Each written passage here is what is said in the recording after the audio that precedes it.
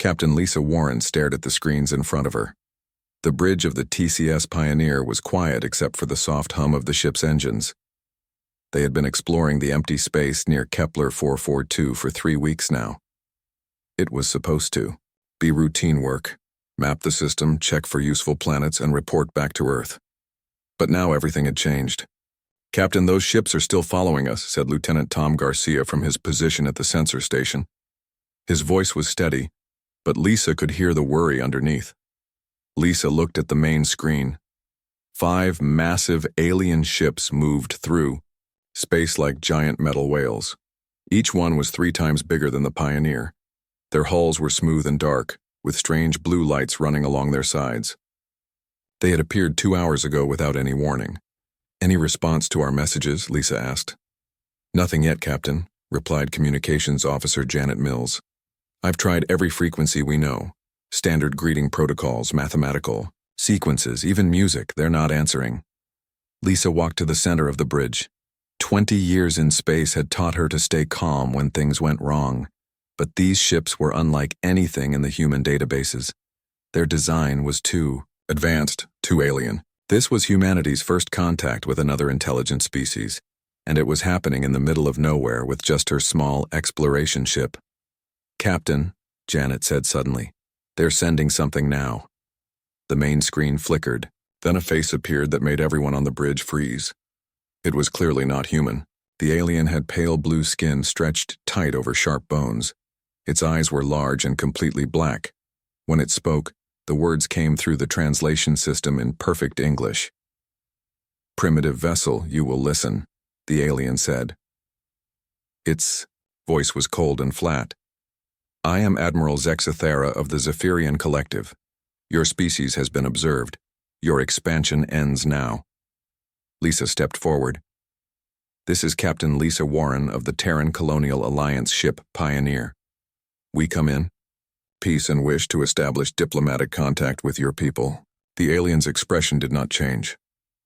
"Diplomacy is for equals. You are not equal. Your species has spread to 12 systems. This expansion stops today. You have 30 of your days to withdraw to your first 3 systems. Your people will then serve the collective as tribute providers." "Tribute providers?" Lisa asked, though she already understood what it meant. "Your worlds will provide resources and labor to the collective. In return, we will allow your species to continue existing. This is generous. Most species receive no such offer." The bridge crew exchanged worried looks. Lisa kept her voice steady. "I need to discuss this with our government. Can we arrange a formal meeting?" Zexathara made a sound that might have been laughter.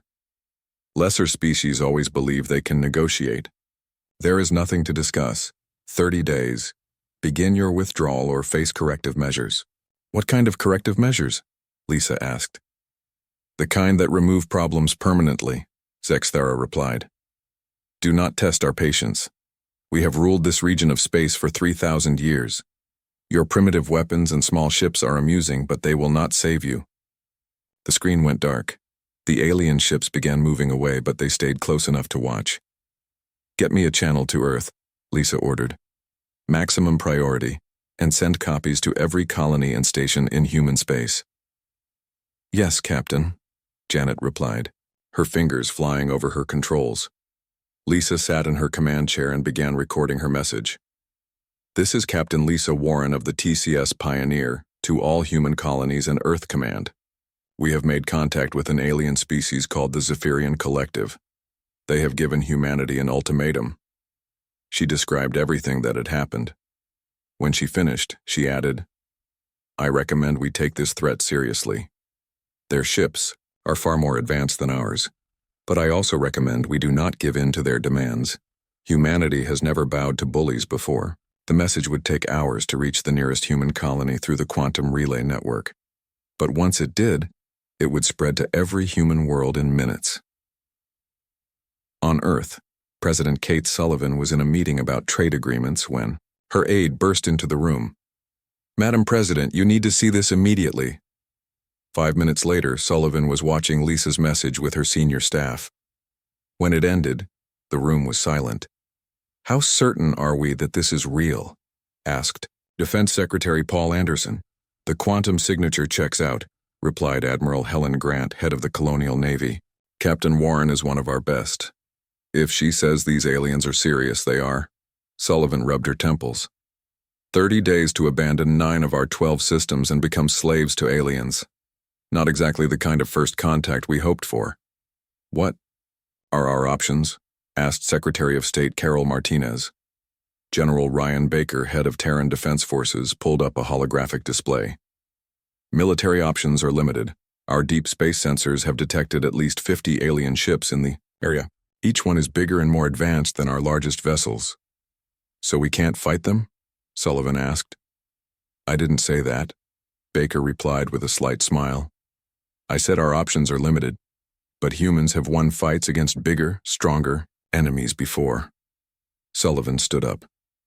I want a full Colonial Council meeting in 6 hours. Get every colony leader on the quantum network. And I want our best people working on this. Scientists, military experts, diplomats, everyone. What should I tell them we're planning? Asked Martinez. Tell them we're planning to remind the galaxy why humanity survived every challenge Earth could throw at us, Sullivan replied. Across human space, the reaction was swift and angry. On the mining colonies of Proxima Centauri, workers stopped their shifts to watch the message. On the farming worlds of Wolf 359, families gathered around communication screens.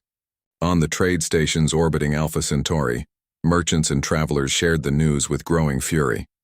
The response was the same everywhere. Humanity would not kneel. Commander Jake Morrison received the message while his defense fleet was patrolling the Outer Rim. He immediately called his senior officers to the bridge of the TCS Wolverine. Thoughts? He asked after they had all seen Warren's recording. They picked the wrong species to threaten, said his executive officer, Lieutenant Commander Sarah Davis. Humans don't respond well to ultimatums. The question is whether we can back up our anger with actual force, replied Chief Tactical Officer Mike Johnson. Morrison nodded. That's what we're going to find out. Send a message to all ships in the fleet. Begin combat preparations immediately. If these aliens want to fight, we'll give them one they won't forget. By the end of the first day, every human colony was mobilizing. The aliens had made a critical error. They had given humanity time to prepare and united them with a common threat. President Sullivan's address went out to 12 worlds that evening. The Zephyrian Collective believes humans are weak because we prefer peace to war. They believe we are primitive because our ships are smaller than theirs. They believe we will surrender because we are afraid. She paused, looking directly into the camera. They are about to learn how wrong they are. Humanity has faced extinction before and survived. We have fought against impossible odds and won. We have turned our weaknesses into strengths and our enemies into cautionary tales. Her voice grew harder. The collective mistakes our restraint for weakness. They will learn otherwise. To any aliens listening, understand this. Humanity warns only once. You have been warned. The 30-day countdown had begun.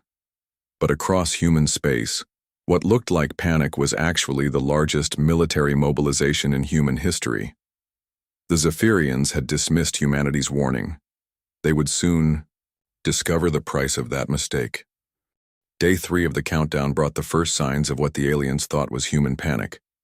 Across 12 star systems, ships began moving in ways that seemed random and desperate to Zephyrian observers. Admiral Zexathera watched the human activity from his command ship with growing amusement. Look at them scatter like insects, he told his second-in-command. They move their cargo ships and passenger vessels as if those toys could threaten us. What the aliens could not understand was that every movement had purpose. In the Sol system, Chief Engineer Maria Santos worked 18-hour days converting civilian ships into weapons of war. The big cargo haulers that moved goods between planets were getting new missile launchers.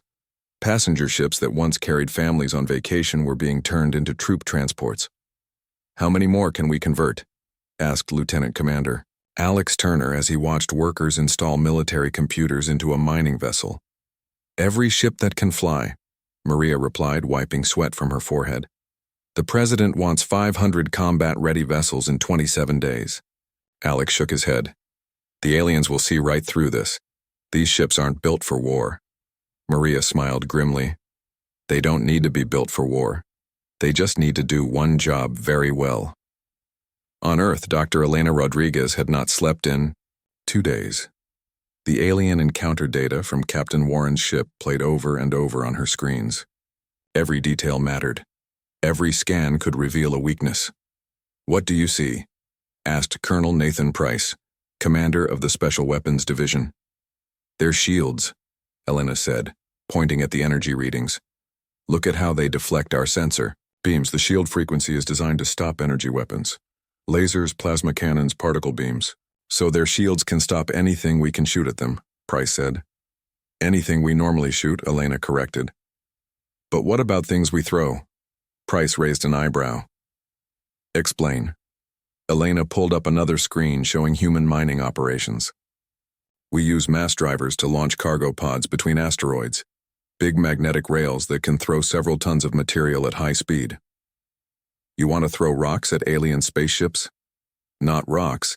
Tungsten rods, heavy, dense, and moving very fast. Their shields might stop a laser beam, but can they stop a solid piece of metal moving at 1/3 the speed of light?" Price's expression changed. "How fast can you build these weapons?" "Give me every mass driver in human space and 2 weeks. We'll turn mining equipment into ship killers." While scientists worked on weapons, the military planned strategy.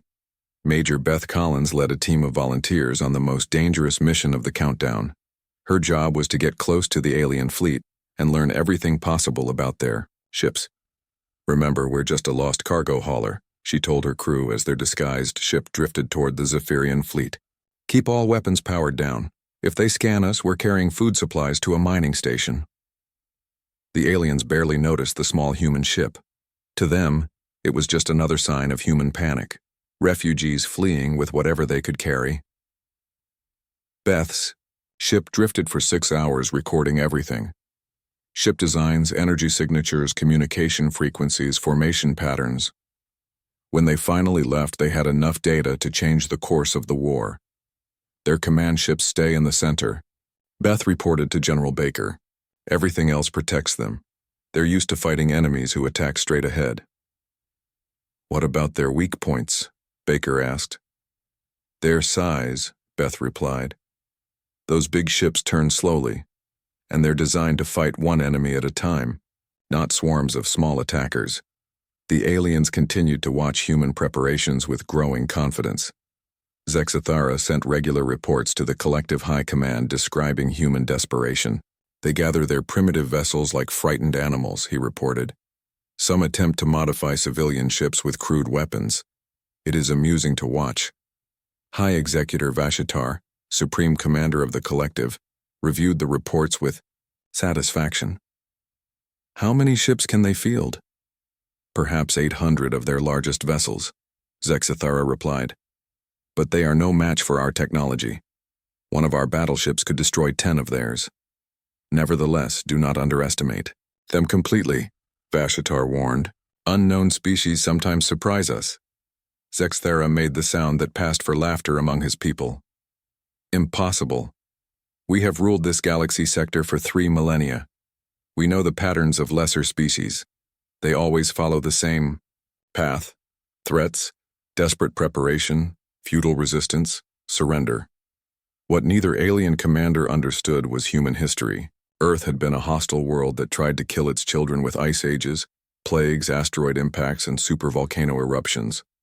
The species that survived was not the strongest or fastest. It was the most stubborn. Dr. Tony Mitchell worked with Maria Santos on what they called the Sledgehammer Protocol. The idea was simple but deadly. Take the magnetic launching systems used in asteroid mining and turn them into weapons that could throw tungsten rods faster than anything in space. "Theo, math works," Tony explained to President Sullivan during a secure video call. "A tungsten rod weighing 50 kilograms moving at 30% of light speed carries more destructive force than our biggest nuclear missiles." "How many can we build?" Sullivan asked. "Every mining station in human space is being converted. We'll have over 200 launchers ready in time," Sullivan nodded. "And the aliens won't see them coming? They're not used to kinetic weapons," Maria added. Their shields are designed for energy attacks. A solid object moving that fast will punch right through. While engineers built weapons, soldiers prepared for battle. Commander Danny Foster trained his crews on coordination attacks. Human ships were smaller and weaker than alien vessels, but they were also faster and more maneuverable. "We don't fight fair," Foster told his pilots. "We fight smart. 20 human ships attack one alien ship from different directions at the same time. While they're shooting at some of us, the others get close enough to do real damage." Amy Turner worked on stealth tactics. Human ships had been designed to avoid detection while exploring dangerous space. Now those same systems would let them sneak up on enemy vessels. "The aliens think in straight lines," she explained to her squadron. "They expect enemies to come from the front. We come from below, above, behind. Anywhere except where they're looking." As the countdown reached its final week, Zexathera decided to send one last message to the humans. He expected to receive their surrender. Instead, he heard President Sullivan's voice, calm and steady. "Admiral Zexathera, you asked humanity to surrender our freedom and serve your people as slaves. Our answer is no. You cannot resist the collective," Zexathera replied. "Your ships are primitive. Your weapons are weak. Surrender now and receive mercy." "You mistake our restraint for weakness," Sullivan said. "You mistake our small ships for helplessness. You mistake our peaceful nature for cowardice. These are errors in judgment that will cost you dearly." Zexathera felt the first tiny doubt creep into his mind. The human leader sounded too confident. "Your threats are meaningless. In 3 days, the collective fleet will enter your space. You will surrender or be destroyed." "We'll be waiting," Sullivan replied. After the communication ended, Zexathera stared at the tactical displays showing human fleet movements. Their formations made no sense according to collective military doctrine. Ships were scattered across multiple systems instead of concentrated for defense. "Perhaps they plan to surrender their outer colonies and defend only their core worlds," suggested his tactical officer. "Perhaps," Zexathera agreed. But something felt wrong. In 3,000 years of conquest, no species had ever sounded so calm while facing extinction. The countdown reached its final day. Across human space, 800 ships took their positions. Mining stations powered up their converted mass drivers. Soldiers said goodbye to their families. Scientists ran final tests on new weapons. Commander Jake Morrison stood on the bridge of the TCS Wolverine, watching his fleet prepare for battle. "Are we ready for this?" asked his executive officer. Morrison smiled grimly. "The aliens are about to learn why humanity survived every challenge our homeworld could throw at us. They think they're hunting sheep. They're about to discover they've cornered wolves." The final message from Admiral Zexathera arrived at midnight. "Your time has expired. The collective fleet advances. Surrender now or face annihilation. President." Sullivan's response went out on all frequencies. "Come and try." The 30 days were over. The real test was about to begin. Day 31 arrived with the Zephyrian fleet moving confidently into human space. Admiral Zexathera expected to find scattered refugee ships fleeing toward Earth. Instead, his sensors detected something that made him pause. 800 human vessels waited in formation near the asteroid belt. They were arranged in a complex pattern that his tactical computers could not understand. Some ships floated in tight groups, others spread out in long lines. Still others hid behind asteroids and space debris. "This makes no sense," Zexathera told his bridge crew. "Why do they arrange their fleet this way?" "Perhaps they do not understand proper military formation," suggested his tactical officer. "Lesser species often make such errors." Zexathera opened a communication channel to the human fleet. He expected to receive their surrender. Instead, he heard President Sullivan's voice broadcast on all frequencies. "Admiral Zexathera, you were warned that humanity would not yield. Your dismissal of that warning was your first and final mistake." Before Zexathera could respond, the human fleet opened fire. The first attack came from directions the aliens never expected. Captain Danny Foster led 200 human ships in a coordinated strike from above and below the collective formation. Tungsten rods launched from hidden mass drivers streaked through space at incredible speed. The Zephyrian shields, designed to stop energy weapons, proved useless against solid metal moving at 1/3 the speed of light. The first wave of kinetic strikes punched through 3 alien capital ships before their commanders understood what was happening. "Impossible!" Zexthera shouted as his flagship shook from multiple impacts. "How are they penetrating our shields?" "The projectiles are solid matter, not energy," his science officer reported. "Our shields cannot deflect them at that velocity." But the humans were just getting started. While the aliens tried to adapt their shields, Commander Julie Adams led her stealth wing into action. 50 human ships designed to avoid detection in deep space suddenly appeared from behind asteroids and debris fields. These ships carried close-range plasma charges that could bypass shield geometry by getting inside the protective barrier. Adams' pilots flew their ships directly at alien vessels, releasing their weapons at point-blank range before spinning away to safety. The collective tried to respond with their traditional tactics. Their massive ships turned to face the human attack, bringing their heaviest weapons to bear. Energy beams that could destroy planets lanced out toward the human fleet, but human ships were not where the aliens expected them to be. Captain Amy Turner led her squadron in evasive maneuvers that seemed impossible. Her ships twisted and spun through space, using their smaller size and better engines to avoid the powerful but slow-tracking alien weapons. "They fight like insects," Zexathara snarled, as his gunners failed to hit the dancing human ships, swarming everywhere at once. "Sir, we're losing contact with the outer ring ships," his communications officer reported. The reason became clear when Commander Steve Parker's forces struck from the flanks. While the aliens focused their attention on the main battle, Parker had positioned his ships to attack the collective formation from the sides. His vessels carried modified mining charges, explosive devices designed to break apart asteroids. When dozens of these charges detonated against alien hull armor, the results were devastating. The Zephyrian fleet tried to regroup, but human tactical doctrine proved too flexible. When the aliens strengthened their forward shields, humans attacked from behind.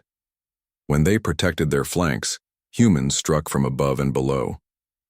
Dr. Elena Rodriguez's analysis of alien technology paid off when Major Rick Johnson's electronic warfare ships began jamming collective communication networks. The aliens depended on centralized command coordination. When ship commanders lost contact with their fleet leaders, their formation began to fall apart. "We cannot coordinate our response," Zexthera's tactical officer reported. "The humans are blocking our command frequencies." "Switch to backup channels," Zexathera ordered. "They are jamming those too, sir. Somehow they know our communication protocols." What the aliens did not know was that Major Beth Collins' reconnaissance mission had given humans complete information about Zephyrian systems. Every frequency, every code, every tactical procedure had been recorded and analyzed. The battle raged for 6 hours with humans pressing their attack from every angle. The collective's superior technology meant nothing when they could not bring it to bear effectively. Their massive ships, designed to fight other large vessels in formation battles, were helpless against swarms of smaller attackers. Captain Lisa Warren, the explorer who had first encountered the aliens, now commanded a strike group targeting collective command ships. Her modified vessels carried electromagnetic pulse weapons that could disable alien electronics without destroying the ships completely. "Target their command vessel," she ordered. "Take out their ability to coordinate and the rest of their fleet becomes easier prey." The EMP attack succeeded beyond expectations. Zexathara's flagship lost power to its main systems, leaving it floating helplessly while human ships swarmed around it like angry wasps.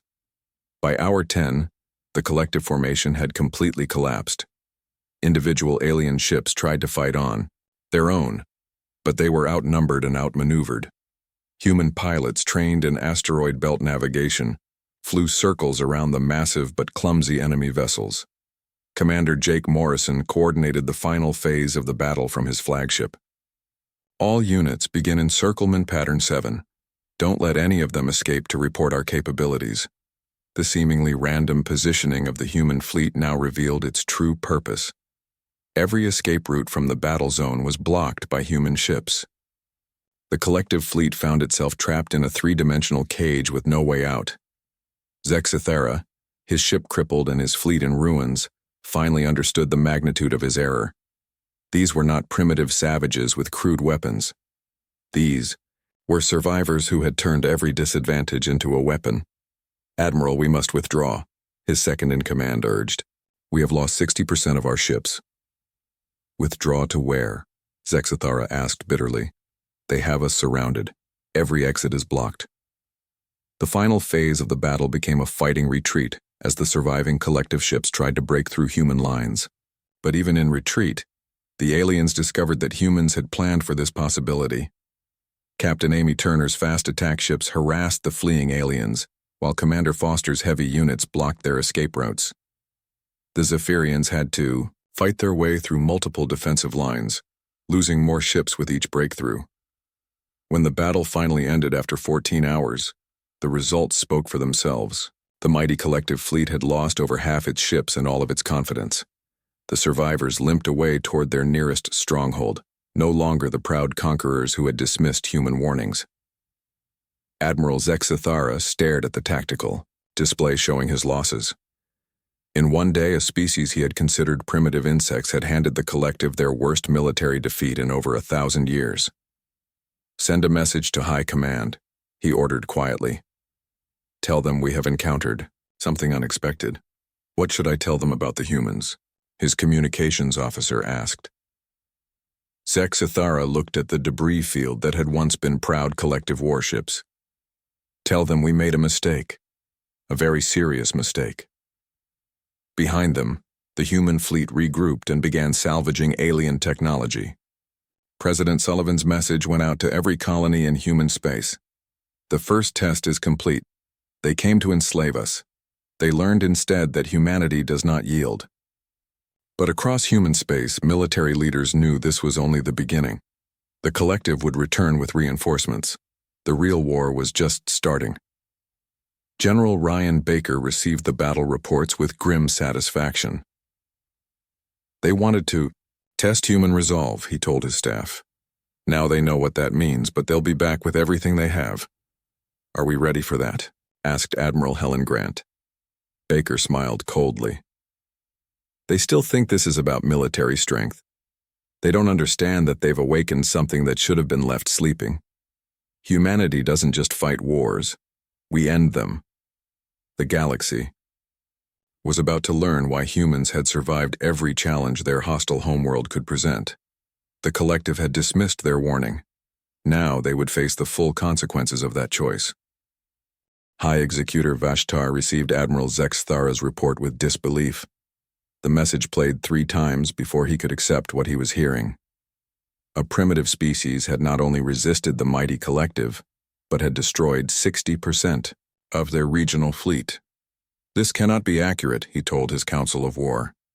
"No lesser species has ever achieved such a victory against us."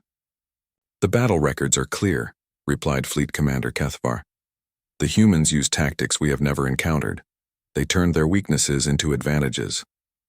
Vashtar activated the emergency mobilization protocols.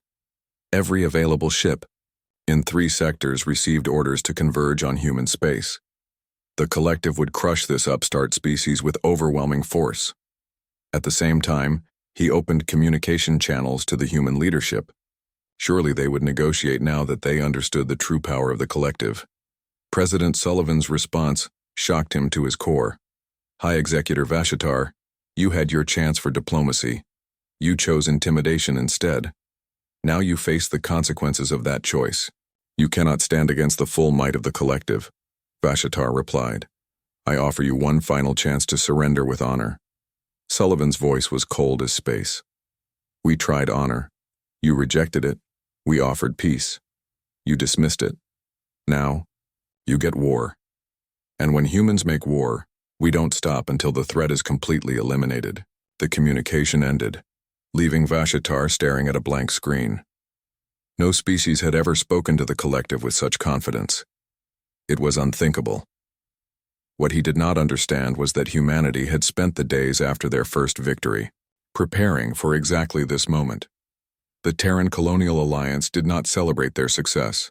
Instead, they implemented what historians would later call the doctrine of decisive response. General Ryan Baker coordinated with Admiral Helen Grant to execute the plan they had developed during the 30-day countdown. Rather than wait for the collective to regroup and return with greater force, human fleets would strike first at the UI alien support structure.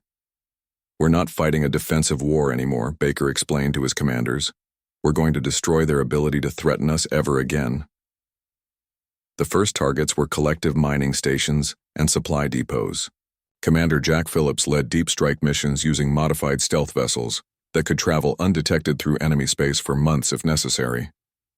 The aliens discovered that humans were willing to cross hostile territory for weeks to destroy a single strategic target. What the collective had viewed as a simple punishment expedition against primitive rebels became an existential threat to their regional dominance.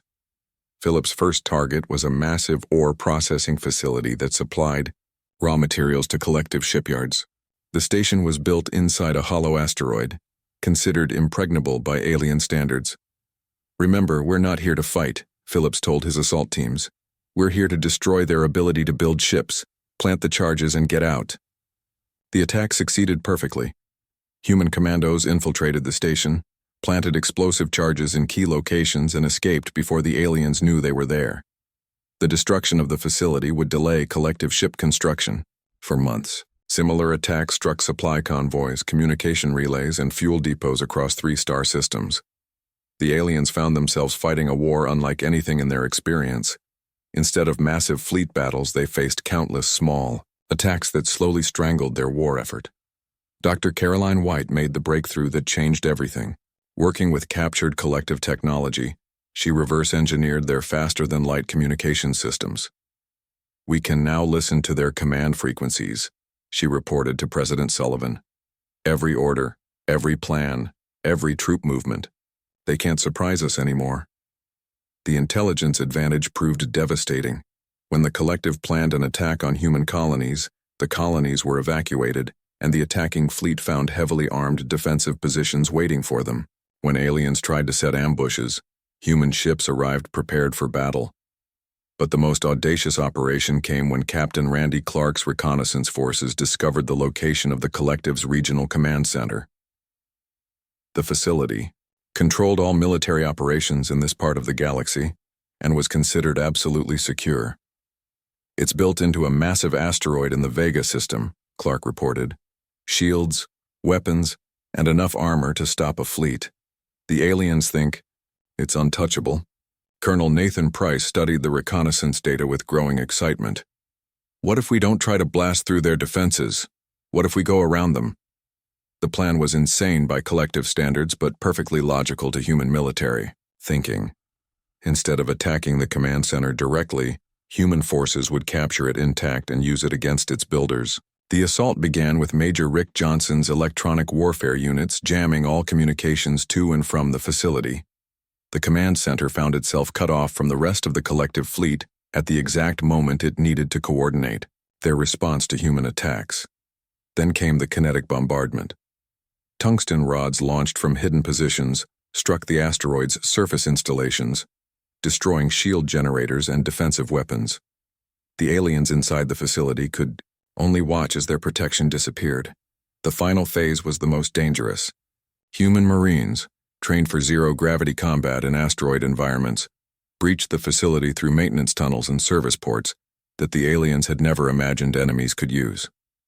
Lieutenant Commander Sarah Davis led the boarding, action personally. "Remember, we want the command computers intact. Kill the defenders, but don't damage the equipment." The battle inside the command center lasted 3 hours. Human Marines, fighting in an environment they understood better than their enemies, systematically cleared the facility room by room. When the last alien defender fell, humanity had captured the nerve center of collective military operations. The intelligence hall exceeded all expectations. Computer files revealed the locations of every collective base, the strength of every fleet, and the political structure of their entire empire. More importantly, humans now controlled the communication network that coordinated alien military forces across dozens of star systems. Dr. White's team worked feverishly to understand the captured systems. Within days, they were sending false orders to collective fleets, directing them away from human space and into carefully prepared traps. High Executor Vashatar watched his empire crumble with growing horror. Ships disappeared without explanation. Bases went silent. Supply lines collapsed. The humans seemed to know every move before his commanders made it. "How are they doing this?" he demanded of his intelligence officers. "Unknown, sir. It's as if they can read our minds." The final blow came when human forces used the captured command center to broadcast a message across the entire collective communication network. President Sullivan's voice reached every alien ship and base simultaneously. "People of the Zephyrian Collective, your leaders chose war with humanity. The result is before you. Your fleets are broken. Your supply lines are cut. Your command structure is in our hands." She paused, letting the implications sink in. "We offer terms. Withdraw to your core systems. Acknowledge human authority over all disputed territories. Agree never to threaten human colonies again. Accept these terms, or watch your empire collapse completely." Vashatar had no choice. 3 months later, he sat across from Ambassador Roger Thompson at a neutral space station, signing the treaty that ended collective dominance in the region. "You have won this war," Vashatar said bitterly. "But the galaxy is vast. Other powers will challenge you." Thompson smiled calmly. "Let them try, but first they should study what happened here. Humanity warns only once. Those who ignore that warning face the same fate you did." The treaty established human authority over 17 star systems previously controlled by the collective. More importantly, it included a clause requiring the aliens to spread a simple message throughout the galaxy. When humans say no, they mean it. 5 years later, Ambassador Thompson sat in his office on New Geneva Station, reviewing trade agreements with 12 different alien species. Word of humanity's victory had spread across the galaxy, bringing delegations seeking peaceful relations with the new power. "Sir," his aide announced, "the Altarian delegation is here for their appointment." Thompson smiled. The Altarians had been oppressed by the collective for centuries. Now they were humanity's strongest allies, grateful to the species that had ended their subjugation. Outside his window, human colonist ships departed for systems once controlled by the Zephyrian Collective.